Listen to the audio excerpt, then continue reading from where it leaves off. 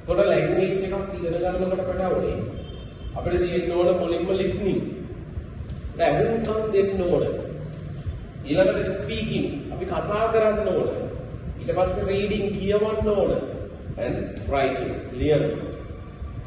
ඒ skills 4 මේ 4 skills අපි develop කරන්න නැති තාක්කල් අපිට ඉංග්‍රීසි ලැන්ග්වේජ් එකක් විදිහට ඉගෙන ගන්න වෙන්නේ නැහැ.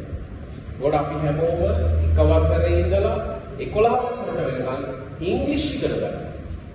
හැබැයි අපිට ඉංග්‍රීසි වලින් වැඩක් කරන්න ගියාම අපිට මේ වැඩේ කරගන්න බෑ. හේතුව අපිට සබ්ජෙක්ට් එක තියෙනවා හැබැයි ලැන්ග්වේජ් එක අපි ගාව නැහැ. ඒකට ඉංග්‍රීසි ලැන්ග්වේජ් එකක් විදියට ඉගෙන ගන්න නම් මේ ස්කිල්ස් ඉගෙන ගන්න ඕන. එතකොට මෙතනින් අපි listening speaking ඉගෙන ගන්නවා කියමුකෝ.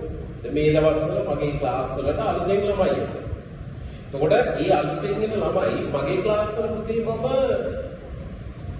ළමයි යානවද එයාලට listening කරනවා. මම voice clips දානවා, videos දාලා listening උරු කරනවා. ඊට පස්සේ ක්ලාස් ටයිම් එක ඇතුළත ස්පීකින් ප්‍රැක්ටිස් කරනවා. ඊට පස්සේ රීඩින් කියවන්න දෙනවා. අනිවාර්යයෙන්ම එක සෙන්ටෙන්ස් එකක් හරි අඩුම තරමේ එක සෙන්ටෙන්ස් එකක් හරි ළමයෙකුට නැගිටලා කියවන්න කියන්න කියලා.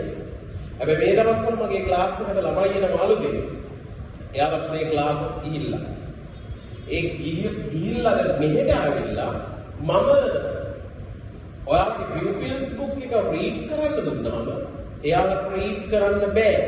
මම අහනවා පොතේ ඇයි reading බැරි? අපිට කියවන්න දෙන්නේ නෑ. එතකොට මේ ළමයි කියවන්න දෙන්නේ නැතුව ඔර මේ reading කියන එක නැතුව කොහොමද අපි මේ skill එක හදන්නේ? ඔර මේ skill එක හදන්න නම් අනිවාර්යයෙන්ම ළමයි 100ක් 200ක් කියක් කරන්න දෙයක් නෑ. අනිවාර්යයෙන්ම ළමයට කියවන්න දෙන්න ඕනේ. එහෙම නැති තාක්කල් මේ රීඩින් ස්කිල් එක හදාගන්න නෑ ළමයි. එතකොට මේ ළමයින්ට මේ රීඩින් එක දුන්නට පස්සේ සමහර ළමයින්ට කියව ගන්න බෑ. බොළු වෙනවා. ඇයි? ළමයා බයයි. ළමයා පන්තියේ නැගිට්ටවලා පොත දුන්නහම කියවන්න රීඩින් එකට ළමයා දන්න වචනේ අමතක වෙනවා කියන්න බෑ. හේතුව එතකොට අපි මේ ලැන්ග්වේජ් එකට කරපු බය ළමයා තුල තියෙනවා. එතකොට අපි හිතන්නේ ඉංග්‍රීසි කියන්නේ මහා අමාරු සබ්ජෙක්ට් එකක්. එතකොට මේ සබ්ජෙක්ට් එක ලේසියෙන් ඉගෙන ගන්න බෑ. මේක මහා අමාරුයි. පාඩම් කරන්න තියෙනවා. නෑ පුතේ එහෙම එකක් නෑ. හරිද? ඉංග්‍රීසි කියන්නේ ඊසි ලැන්ග්වේජ් එකක්. ඒක හරියට ස්ටෙප් බයි ස්ටෙප් අපි ඉගෙන ගන්න අයෝන. එතකොට අන්න එහෙම ඉගෙන ගන්නවා නම් ඕනම දරුවෙකුට මේ ඉංග්‍රීසි කියන එක එච්චර ලොකු දෙයක් නෙවෙයි. ඒකට මතක තියාගන්න සමහර ළමයින්ව එක වසරේ ඉඳන් 11 වසරට යනකම් ක්ලාස් ගිහිල්ලා ස්කූල් ගිහිල්ලා ඒ ළමයාට සාමාන්‍ය පෙළ විභාගයට මොන දුන්නට පස්සේ රිසල්ට් එක එනවා W එකක්. එතකොට අපි එක වසරේ ඉඳලා 11 වසරට යනකම් දරුවා අරගෙන ඇවිල්ලා අවසාන මොහොතේ ඉංග්‍රීසි කියන සබ්ජෙක්ට් එක ෆේල් වෙනවා නම් එතකොට ඒ උගන්වපු ගුරුවරයා ඇත්තටම ලැජ්ජ වෙන්න ඕන ඒ දරුවා අසමත් වීම පිළිබඳව. එතකොට අපි මේ වෙනකන් කිසිම දරුවෙක් මගේ සබ්ජෙක්ට් එක මගේ ක්ලාස් එකේ මගේ මේ ලැන්ග්වේජ් එක කිසිම දරුවෙක් මෙතෙක් ෆේල් වෙලා නැහැ. හැම දරුවෙක්ම සමත් වෙලා තියෙනවා.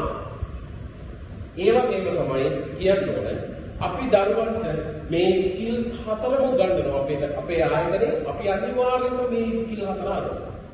අදලා ළමයි මේ මම ඉන්න ස්ටේජ් එක උඩට ගෙනල්ලා ළමයි ඉංග්‍රීසි වලින් කතා කරන මට්ටමට අපි ගේනවා. ඒකට අපිට ඒක කරන්න හැකියාව තියෙනවා. ඒක නිසා අනිවාර්යයෙන්ම ඔයාලා ඉංග්‍රීසි ඉගෙන ගන්නවා නම් පැටව මේ ස්ටෙප් බයි ස්ටෙප් මේ ස්කිල්ස් හතර අනිවාර්යයෙන්ම ඩෙවලොප් කරන්න, මේ ස්කිල් ප්‍රැක්ටිස් කරන්න. අන්න එහෙම ඩෙවලොප් කරගෙන ප්‍රැක්ටිස් කරන තුරාවට අපිට මේ ලැන්ග්වේජ් එක අමාරු වෙන්නේ නැහැ.